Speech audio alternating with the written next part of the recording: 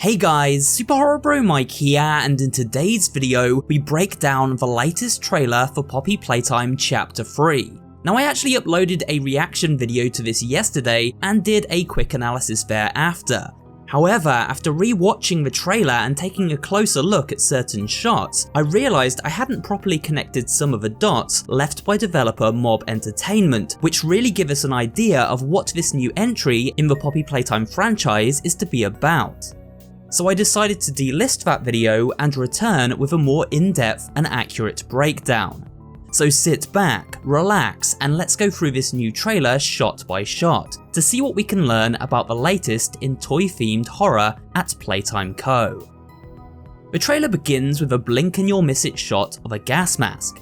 We previously saw this gas mask in last year's Chapter 3 teaser trailer, as well as a cosmetic item in multiplayer game Project Playtime. It seems this mask is to be a key gameplay mechanic as we venture into the playcare, and you'll understand why later in this video. Next up is this shot of the train track. You may remember at the very end of Poppy Playtime Chapter 2, the train our protagonist rode derailed and crashed near the entrance of the playcare, a previously unexplored area of the factory. It seems after we escape the wreckage, the train catches on fire, and here we witness the aftermath. Moving on, and we see an ominous shot of the maintenance entrance to Playcare, found just to the side of the train wreck.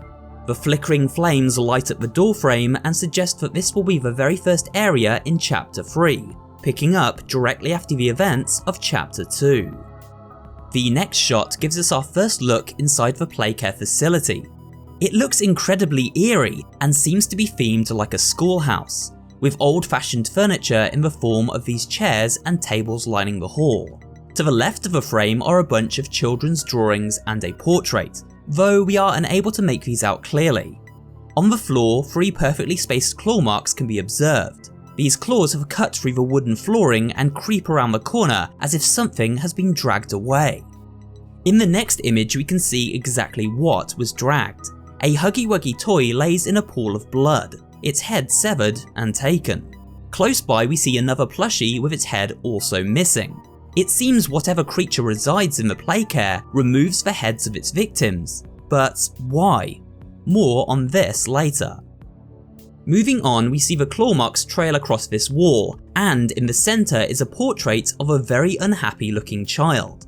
This is almost certainly one of the orphan children adopted by the factory staff to then be used in the twisted experiments of the scientists who sought to create living toys using real people.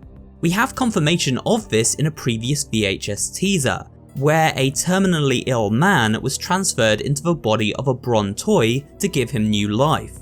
While that man willingly volunteered to undergo such a procedure, it seems these orphans were perhaps more reluctant to the idea, ending up in a miserable and terrified state and held prisoner in the depths of the playcare.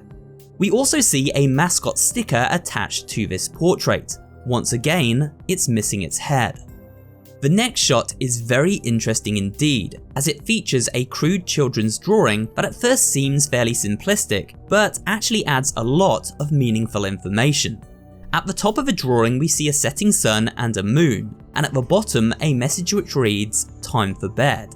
This hints towards the playcare having some kind of day and night cycle, but as there are no windows so deep underground, it is logical to conclude that this cycle was created artificially. When nighttime comes and the moon rises, the children were sent to bed. We see 3 children also drawn in this image, and all around them red clouds are seen. These clouds are most likely clouds of gas, which ties into the gas mask theme seen in the previous teaser. When the moon rose, a sleeping gas was distributed throughout the playcare, and the children put to sleep. Perhaps so the scientists could begin experimenting on them, or perhaps simply because these traumatized kids wouldn't have been able to sleep otherwise. The final piece of the puzzle can be seen with the inclusion of a creepy looking mascot to the right of the drawing. It appears to be a dragon or bird-like creature with long clawed feet and wings. This creature may be one of the Swapamals, a toy mascot made up from different parts of different toys, and designed to watch over the children of the playcare. We also faintly see another drawing behind this one, featuring what appears to be a more cat-like creature, though it's hard to make out for sure. In the next shot, we see a ringing phone. The blood around the phone suggests someone was attacked while using it. You may feel this phone seems familiar, and well, that's because it is. The very same phone model appears in multiplayer game Poppy Playtime, though as of yet it is not usable. A future update promises to give us a number to dial which will allow players to use this phone and perhaps, given the teaser here, tie some lore into the upcoming Chapter 3. It is also possible we may have to use this phone to lure the new enemy around the stage and keep it away from our position. The next shot of the trailer features more miserable and sickly looking children. The area around their eyes is very dark, suggesting they not only get very little sleep, but have also been affected by the sleeping gas. A message has been scratched onto the wall, which reads, "The original saved me, I rejoice in him." But what does this refer to? Well, I believe this message, which seems to have been written by the same creature leaving these claw marks, refers to Prototype Experiment 1006, an entity referenced throughout Poppy Playtime's previous chapters, who seems to have been responsible for the downfall of the factory after escaping its holding cell. It seems some of these other living toy experiments now rejoice, and praise the Prototype for freeing them from the control of the Playtime Coast scientists and their inhumane experimentation. Now free to roam the facility and prey upon the weaker inhabitants unfortunate enough to be trapped there with them.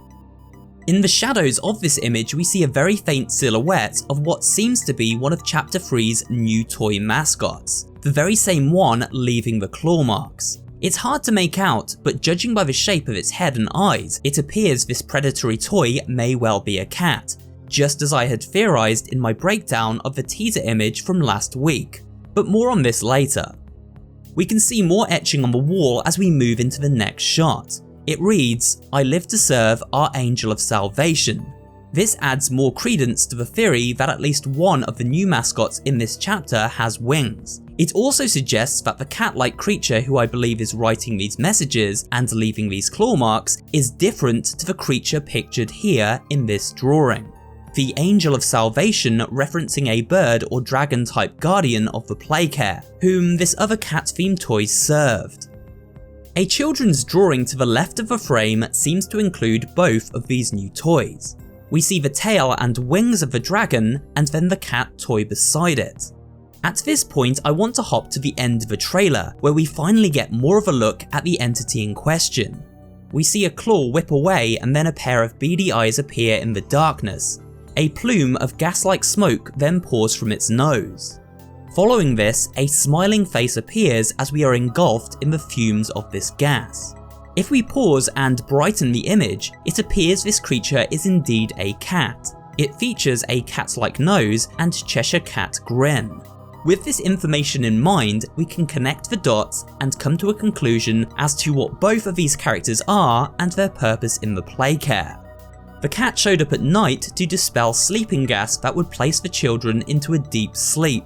Coincidentally, the chapter itself is titled Deep Sleep, backing up this speculation.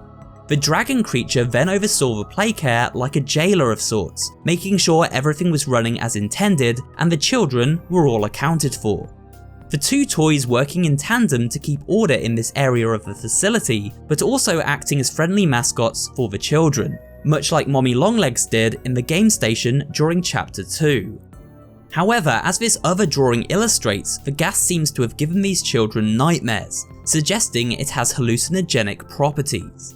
This is where the gas mask will come into play. The scientists wore these masks to shield them from the effects of the gas and conduct their research safely.